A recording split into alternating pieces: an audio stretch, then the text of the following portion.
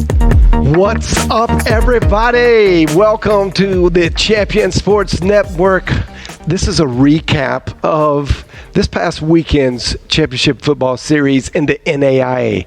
4 fantastic teams got together and just did business, and it was everything and more that we thought it might be. And, well, you know, James, I'm going to let you take the reins and kind of guide us through. And let's just look back at some things and break these 2 games down. It was Marion and Lindsey Wilson. Well, first, I think I got to say I was right. And I got a lot of hate mail this week leading up to this game, and that's fine. Lindsey Wilson fans let you hear it a little bit. That's great. I'm glad they're into it, and I think I probably would have reacted the same way. I really wasn't trying to express a lot of haterade or drink haterade towards Lindsey Wilson, but I was just trying to be a realist, and turns out I was right. And you know, that's what they pay me the big bucks for, I guess. Actually, even though I picked it right, I wasn't completely on target with my assessment. Lindsey Wilson, they came out and gave me a scare. And I'll let you get into it, James. Yeah, we're going to talk championship game coming up later, as well as Morningside Grandview. But first, let's take a look at some highlights here from this Lindsey Wilson-Marion game and what was probably one of the best games of the playoffs so far. Let's break into some season stats. Yeah, let's look. Yeah, so the matchup here, you've got 2 undefeateds. Yeah, and everybody in the Final Four undefeated. Everyone, and we said, you look at the offense. Similar numbers. The defense is where the difference was. Would that be the key factor here? Could the Lindsey Wilson offense finally get some traction against this Marion defense that's holding teams to basically a touchdown a game? They did, and you see right there the defense of both 2 really good defenses, but Marion, the #1 defense in the nation, holding teams to just 7.5 points per game. Look at that yard differential. I mean, that's incredible, and they were different than, you know, everybody. They were the best defense. So, you know, on paper, when you look at it, you really didn't give Lindsey Wilson a whole lot of hope. But the fact of the case is, Lindsey Wilson, you could tell they studied a lot of film. Yeah. And that'll bring us up to where you're going to go and break down the game. Yeah, let's go look at this game. Let's take a look. We'll start here in the first quarter. Lindsey Wilson already up 3-0 here on Marion, and they're going to score again as Jalen Boyd in the end zone, touchdown. It's 10-0. And Lindsey Wilson driving again, and look at that. Inside the 5-yard line. Who are you? Are you Boomer? You know, I do what I can. Another touchdown here. 17-0. Marion, though, they respond, and they get on. Who else? Charles Salary, the MVP of this team. The MVP, arguably, of the NAIA.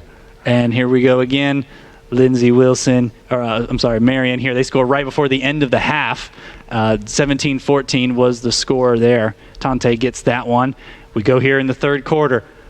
Ethan Darter, he let that one, a little too much air under it. Lindsey Wilson brings it back, and they know what to do. Into the end zone yet again. Lindsey Wilson, 10-point lead in the third quarter, but Marion responds. Back and forth they go. It's 24-21. Key play here, fourth quarter.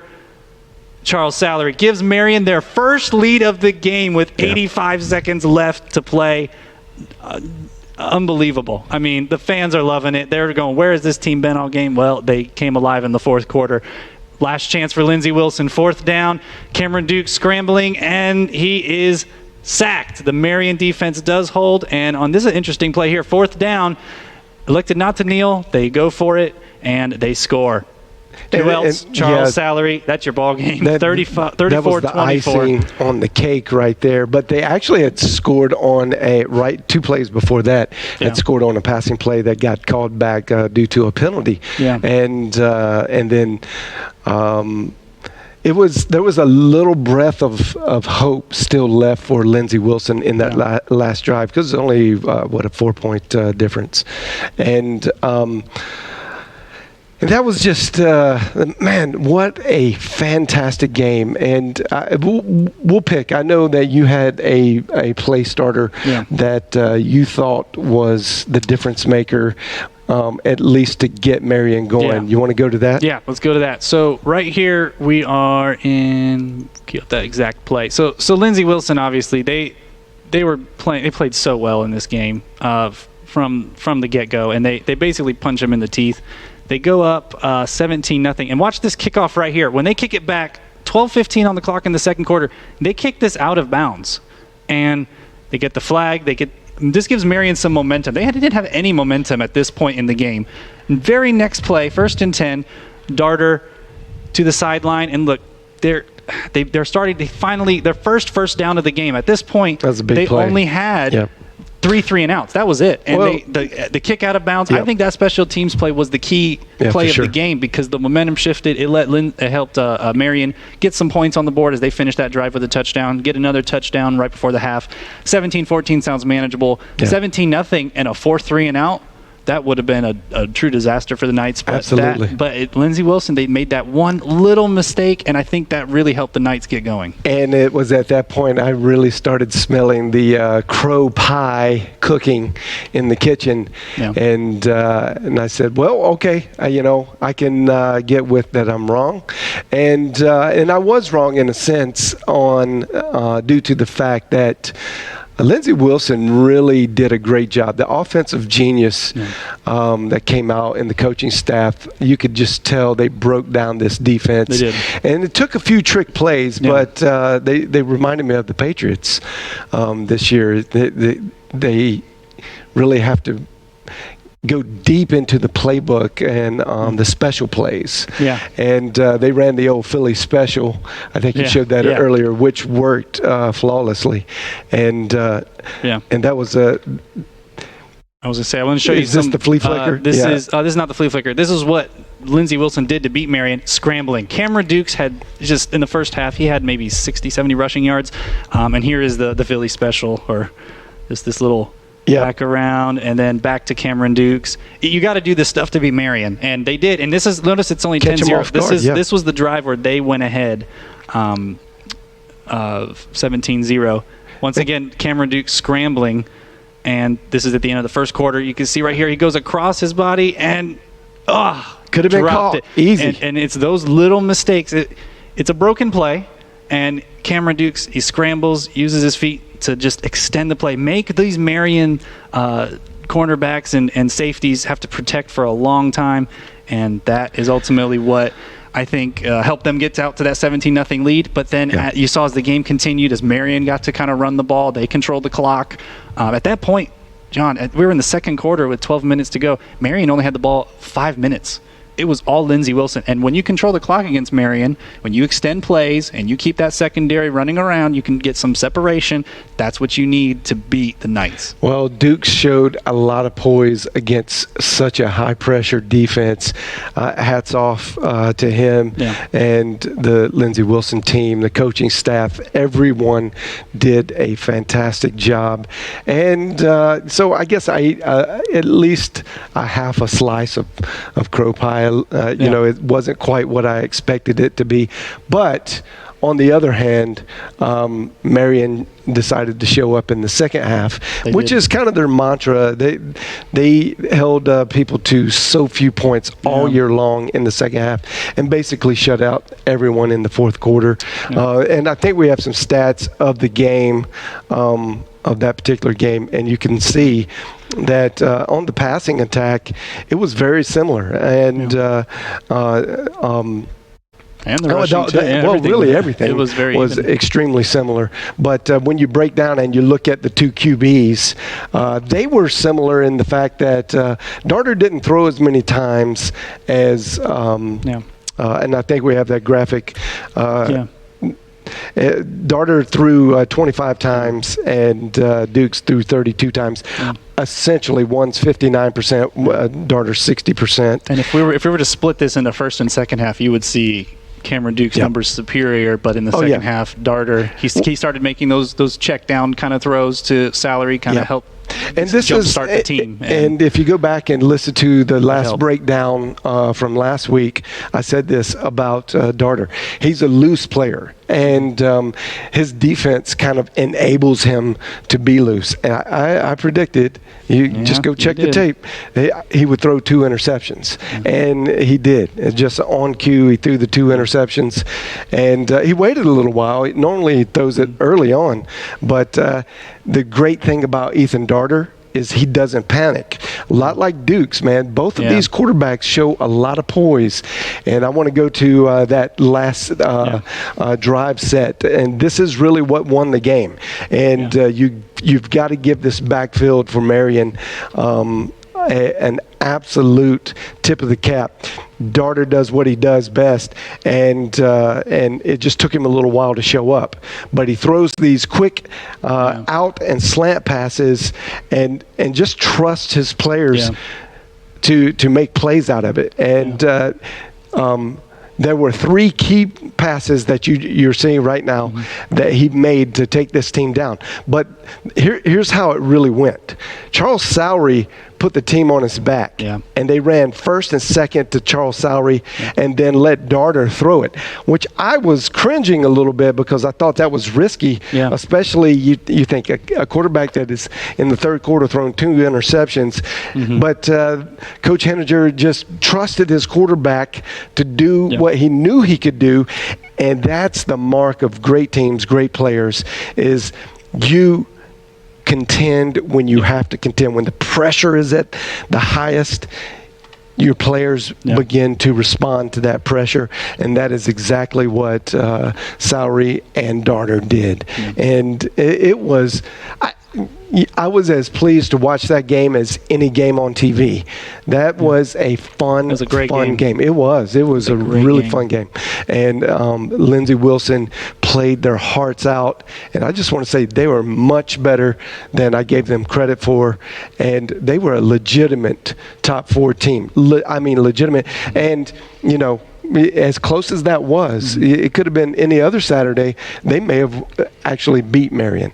So, you can't say enough good things about Lindsey Wilson. I think one of the things that really helped Lindsey Wilson this game was the weather was pretty good. It wasn't. It helped clear up. Then I felt like their passing attack opened up, and a great day for football. A couple of things that I think Marion. Let's talk about this first. One of the big plays in the second half. Lindsey Wilson only scored 1 touchdown in the second half. But the play before they scored, I want to show you guys that play really quick. So check this out. It's a 2 wide receiver set. And you can see here, this is Dukes. And he's going to throw this to the very back of the end zone. And they initially call this, one of the refs called this interception. And then you can see right there at the top of the screen, you see that ref, he swings his arms out, says he's out of bounds. Watch this on the replay, though, as he goes up. And looks like he's got 2 feet. It looks like that should have been an interception. It was an interception. But the next play, it was a touchdown. There shouldn't have been a next play. But this is what great teams do. You get that's adversity. And this is what every coach really preaches to their teams, is that if you can't overcome adversity, you have no business calling yourself a champion. And that's what champions are made of, those that can look adversity in the eye and just go take it back down. I feel like that was one of those things where after that play, they didn't handle it because they ran right through, and you could tell the defense, they just felt deflated. Like they should have had that one. Which is uncharacteristic about that Marion defense. But I think that's a crack in the armor that Morningside will need to exploit. Next 2 weeks. I don't know that Marion comes back on Morningside if they let them up 17-zip. Morningside's defense is a notch above the Lindsey Wilson defense, even though that's not to shade Lindsey Wilson's defense. It's just that's how good Morningside. Marion's got to play lights out defense and get up on them early to make that happen. Now, and I don't want to get too far into predicting that game we'll yet. Get more of that later. But we still have another game to break down. But what a great game! Hope you guys got to see that. If you didn't, you missed a treat. And I'm sure you could go back. Compliments to the ISC network for the great job they did on bringing that footage. We just we got the footage from them off their broadcast, but you could go back and watch that game, and it was fantastic. It was worth a rewatch for sure. All right, let's move on to Morningside and Grandview. Morningside, another Grandview, fantastic game. Another game. 2 undefeateds coming into this one, and we said. Battle for Iowa. Battle for Iowa. A very good, very strong Heart of America defense in the Grandview Vikings. We talked about a little bit about this Heart of America versus GPAC is Morningside here. They get lucky last year in the teams they played in getting to the national championship, but they got it. They came back this year. They lost a couple of key seniors, and they're back and they play Grandview. Yep. What an amazing game that was. And let's go right here. All right, so you're just going to break it down from the scoring drives at least? Yes, so we'll start here in the first quarter. Morningside and Grandview. Grandview got stopped here, only a few yards short of the end zone, and that was kind of the story of the game. They do go up 3-0, but first drive for the Mustangs, Dolenchek, Juergensmeyer, the connection all year once again. Dolenchek, so good. He sees the field so well. 7-6 Morningside. Another stop by the Mustangs force a Grandview field goal. It's 7-6 Morningside up, but at 26 seconds left in the first half, this great pass by Firkin. Watch this again as he's going to throw to the corner. Man, he winds up. He's got that long throw. Puts it on right there. Dime, and that sends Grandview ahead 13-7, but coming out of the locker room, oh my, what a dart by Dolenchek. And that puts them up 14-13.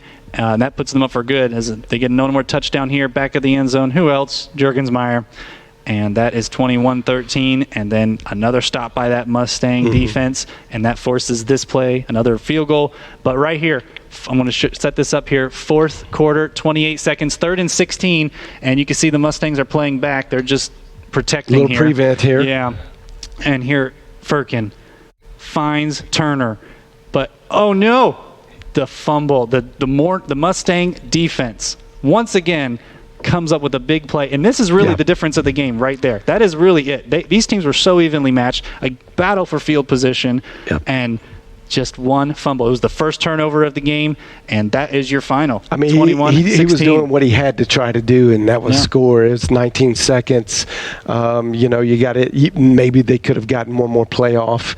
Definitely, a new set of downs, but time was not going to be their friend there, and they had to go all the way down. So you can't blame the kid for trying. No. And really, that's a tough way to go because it was a great play and good play call, well executed, and just the defense for Morningside showed up and did what they normally do, and that's keep the 0 in the loss column. Yeah, they did that yet again. And when you look at the stats from this game, there's not a lot that I find rushing yards, yes. I mean, Grandview, they found a very balanced offensive attack, but the Morningside defense found a way to stop them when they got to the red zone, and that was, to me, a difference. The penalties, though, they really started piling up for Morningside. When Grandview got momentum, Morningside was committing just ticky-tack penalties, and that did add up overall to 99 yards. But still, Morningside able to overcome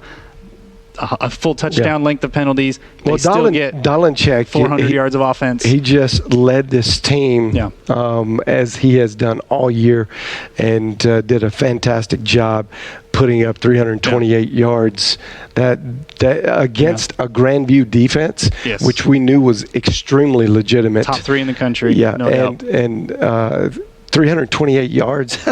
Come on, man. That's and 3 touchdowns. Yeah, you're dialed in. And but I will tell you for Grandview that Presley, he really did his job. He did a good job. He didn't get the ball quite as much as maybe, and I think we have the graphic on the Presley Ponder matchup. But that's there you go. and 8.3 yards a carry. Yeah. Now, that's just doing exactly what you're supposed to do every time you touch the ball. And I think in hindsight, you look back, you go, did we go to him enough? And, you know, Yeah, I don't want to say not running him more led to a loss, but those are some of those things that you look back and it's one of those things you wonder. But I mean, Firkin was 23 of 41, and with a touchdown, 226 yards. That's a lot to ask for a guy who wasn't your starter entering the season. And so I think they felt good with him and the chemistry he had with Turner. Turner had 100 yards, but that one fumble. And the other thing too is they were playing down, so they couldn't just depend on the run. There in the fourth quarter. Throw that quarterback comparison back up. Yes. Yeah, and you see that Dolinchek, the sophomore, amazing how Coach Ryan can replace the quality of Hayden Solzma with another quarterback. 23 of 31, throwing 60%, no interceptions, no turnovers. That's so huge again in this game to have 0 interceptions there. That was huge. And I want to say, I think Ben Firkin did a fantastic job against one of the best defenses in the nation, number 2 or 3 defense, and just you can't really say enough about how both of these guys responded. In this is a high-pressure situation. You're trying to get to a championship game. The semis are always incredibly tough, and it was great to see both of these quarterbacks step up. Cold. It was real cold. A lot of snow up there. Yeah, you could see the snow had been plowed to the side there. Yeah, that was classic, man. Classic. It just makes the popcorn taste better when you're watching the game. Both of these games were just deliriously awesome. I mean, I was screaming at the screen and throwing my remote, and it was all the good emotions that you want, when you're watching good, pure football, and that was fun. No blowouts, games that are coming down to the final drive with just a few seconds left on the clock. This was a great. You can't ask for two better, and happening at the same time, no less. We were able to watch both, and just looking back and forth, going, we could end up with Morningside Marion, like a lot of people predicted. But you know what? We came very close to a Lindsey Wilson Grandview championship game. It was it was literally inches would have it's true. Made the difference. It's so true. All right, well let's just real quickly set up what's coming at us. Yes. And that's the national championship game down at Grambling State. Yes. That's kind of cool that they moved the game to a neutral site, and both of these teams, it's going to be, pretty much guaranteed to be good weather. Shouldn't be too cold, and it should be a lot of fun to watch. There'll be both teams, I'm sure, will be represented well, because both of these programs are no strangers to traveling and being in this position. They've both been to national championship games, and so it should be the blowout that we think it is. Not blowout as in there's going to be a blowout, but just a fantastic game. And it's funny the way the playoff system works for the NAIA. It resembles the NFL more than NCAA, because they're going to take a week off, and they're going to have the Senior Bowl this Saturday in Savannah, Georgia, and then the following week. So they'll get the teams here, Marion, Morningside, will get 2 weeks to prepare, watch film, watch it again and again and again, and get ready. Just a few days before Christmas, they'll play this championship game. I'm really looking forward to this one. Yeah, me too. This is going to be awesome.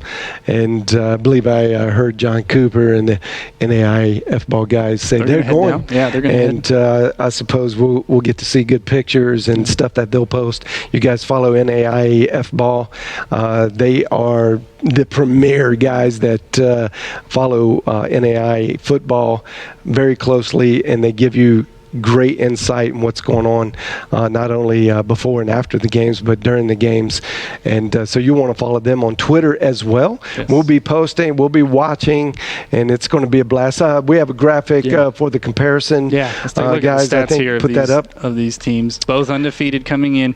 And you see on the inside, the gold numbers represent what they rank nationally in those specific categories. So in points per game, Morningside just crushes everybody, and that's come down a little bit since the championship football series has started. But you got 1 against 15 as far as points. That could be that's a pretty large window there. Something's got to give. Points per game at 53.5, and Marion's giving up 8.8. So something is going to. So what makes this really cool is you got the number 1 offense going against the number 1 defense, and although I would say, this is a top 5 defense in Morningside. They're the second best in points allowed. Mm-hmm. So really, it's the number 1 defense and the number 2 defense. But and Morningside, numbers-wise, Morningside looks golden. I mean, they're top 10 in all the key categories you could want: passing, rushing, defense. Secondary for Marion needs a little help. Needs a little work if you're looking just at the numbers. But this defense on a holistically, they're fundamentally strong, and they keep everything in front of them. I do think you were right when you said Lindsey Wilson found a little chink in the armor. And it's going to be interesting to see how Morningside dissects that. There's not going to be any better coaches preparing for a game than the Morningside coaches, and that staff will find every nook and cranny to exploit. And it's going to be an uphill battle for Marion. Very uphill. Tell me your thoughts on the passing yards per game that Marion has. They're middle of the country in terms of their. I mean, obviously rushing, they're phenomenal, but the ability to make plays through the air. In this game against Lindsey Wilson, they went down early, so they had time to work the running game and just be a machine and get downfield. But in the second half, they're down, 2 interceptions. Is that going to work against Morningside? That's going to be – Darter's got to come out and commit to being a little more controlled, especially earlier on. And I think if they can be methodical about and create some holes for Salary does a lot of the work on his own. If they could just give him a little space in the line and let him, run off tackle a lot, they may just be able to milk the clock. And I think that is going to be a big key for Marion's not weak offense, but weaker than Morningside's offense. So keep that offense, that number 1 offense, off the field as much as possible. So Salary becomes the key to that. Darter not throwing interceptions becomes a huge key to that. So you can't turn over the ball this game. There's maybe chance. You'll see more screens and playing it safe. Yeah, that's how they got back in this game. Everything was 5-10 yards downfield.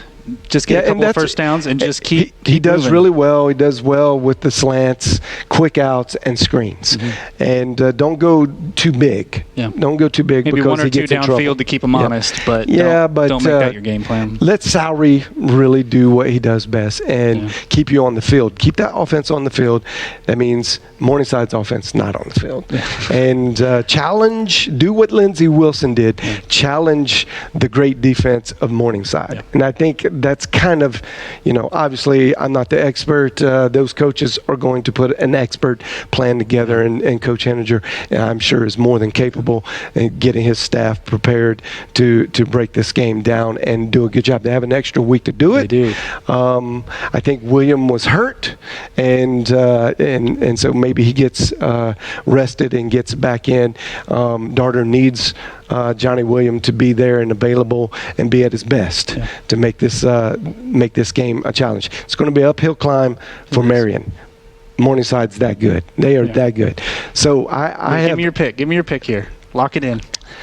Man, my heart wants to go with Marion so bad because they play such great defense, and it's just inspiring the way they do it.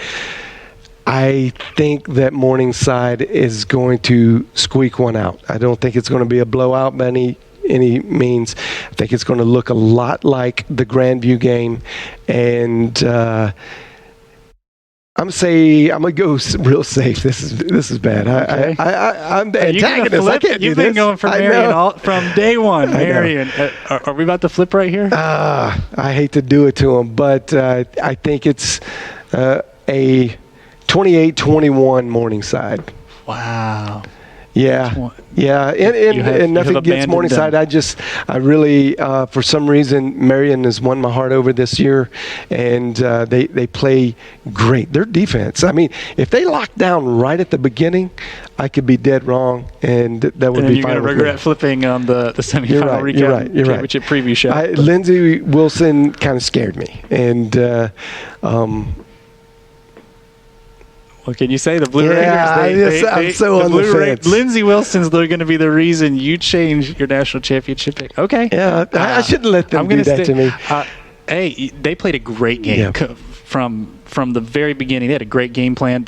Marion's they're a really strong team, and they ultimately that running game controlled the clock in the second half. It all depends on how well Darter and Sowery can navigate and stay on the field. Wow. That's really, really the key, at least the way I see it. Wow. So I'm going to stay with it. 28-21, Morningside gets their second championship victory in as many years. Well, what about you? I'm going 27-24. I think it'll be. I think each team's going to get 3 touchdowns, but I think Morningside's going to get a couple field goals, and that's really going to be the difference. I can't see this being more than a 6-point game. It's just these teams are very even. I think that Marion defense is going to give the young quarterback Dolenchek a few problems, but I still think ultimately Morningside comes away with the win. Back-to-back champions. Yeah. Following the back-to-back champions, St. Francis were 3 and 2 years ago, and we'll have 2 back-to-back champions here in the NAIA. Well, this is awesome time of the year. On Morningside here, but let us know what you guys think. Put it in the comments. Yeah. And go ahead and fire up your hate mail. Yeah. I'm used to it. Yeah. I've got leather skin, and